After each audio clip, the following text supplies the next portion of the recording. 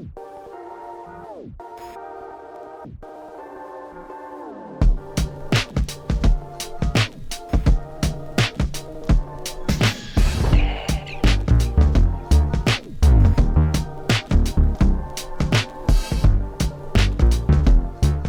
everyone, and welcome to the channel, and it's that time of year again. They've released another Transformers Bishoujo figure.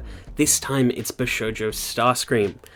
Now, if you haven't watched any of my other videos on this line, or don't know what the Bishoujo line is in general, basically it's a line that Kotobukiya started many years ago, where it's just beautiful women based on the different IPs that they own. So they've done Street Fighter, Tekken, they've done DC Comics, Marvel, they've done G.I. Joe, and now they've done Transformers. Now, this is a slightly different thing than we're used to because it's sort of gender bend Transformers imagined as if they were human girls. So they've done Optimus as a cute sort of spunky girl, they've done Bumblebee, they've done Megatron, they've done Nemesis, they're going to be doing the other Seekers as well, so Thundercracker and Skywarp. But for now, we've got Starscream, the legendary backstabber, and one of the best Transformers. Like, really, you love to hate him, you hate to love him, but, like, it's Starscream. Anyway, this is Starscream reimagined as a girl, and they've gone an interesting path on this one, and much like the other Transformers in the line, they've loaded it full of interesting references and interesting takes on the character.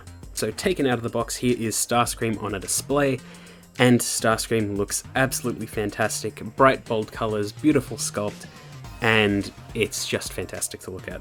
Now, the paint is on point. I didn't notice a single paint error on this. All the lines are clean, all the colors are bright and nice. I love the expression. They've really captured that really crooked, evil smirk that Starscream's up to something. But they've reimagined Starscream as a bit of a Gyaru. So like a gal, the sort of westernish style that some Japanese high school girls do, or just some girls do in general, as a bit of a fashion statement.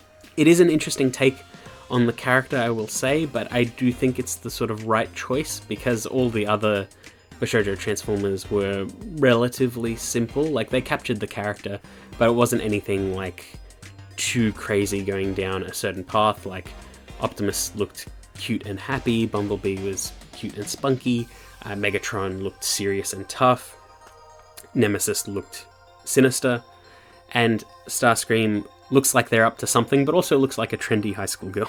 So they've reimagined Starscream in different ways, and I feel like the best way to determine how much they've changed is by directly comparing them to themselves, really. So we will be comparing Starscream, the Bishoujo, against Starscream, or more like Crimson Wings, the third-party Transformer that I have, but it is still show accurate, so we'll be comparing the two figures, what they did take and what they reimagined. So first off, I like how they reimagined Starscream's hair. It's interesting just because of like the black blocky sort of hair, as well as these little braids around her fringe and ear. And I feel like that's sort of a reference to how the vents work on Starscream's actual head. And I thought that was nice and clever. Of course, the sinister grin is there, and I like that. The entire torso part has been reimagined, where instead of the cockpit, we've got a nice tie that cuts off at the midriff and then continues at the waist. And I do like that the sort of skin tone of Starscream being just a tiny bit darker than others, and all the different sort of greyish parts on Starscream have been reimagined as actual skin tone on this figure. The chest vents have been reimagined as little pockets on the chest. They haven't really done anything with like those back vents that Starscream usually has. You can probably chalk that up to like just a collar on this figure, but it's fine that they're not there. I think it would ruin the aesthetic. The skirt looks nice. The white trim around where the cockpit would have been looks good as well. The blue gloves, being where the actual blue forearm of Starscream starts, looks nice too. The reimagined legs and stockings look great. It's just a clever reinterpretation of the character, but I think the best part comes to the wings and the Bishoujo's backpack. So instead of having wings on either side of Starscream, they've reimagined the wings as a backpack that she's carrying, and it's thicker than usual, or at least it looks thicker than usual, sort of making it look like both wings are folded in and make this sort of backpack. Instead of the Decepticon logo blazoned on the wing itself, it's the zipper of the bag, and I love that. It's a very clever little reference, and that's also where they put the Null Ray blasters. And it's just such a clever take, and such an interesting way to involve that character in this design that I think it works so well. Without it, I don't think this design would have landed nearly as well, and I think with it, it just makes this perfect. I would say in terms of references to the original figure, both this and the Optimus have got the most references and are sort of the truest to their form, whereas like Megatron is a nice little reinterpretation and looks cool, but there's not a lot of references going on. And the Bumblebee looks nice as well, and that did have a good amount of references as well, but I didn't like it as much as, say, the Optimus and now the Starscream. And just looks absolutely fantastic. All the other details are nice, like the Decepticon logo base, which is consistent across all the Bishoujos so far. It's different size insignias based on the character.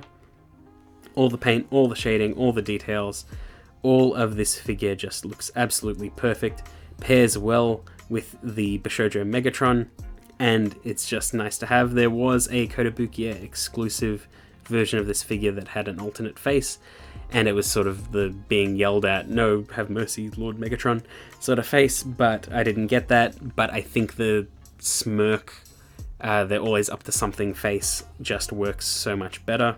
And this figure is a fantastic addition to an already really fun and really great line. Started as a joke, but I think that there was enough going on here that they are just fantastic figures on their own.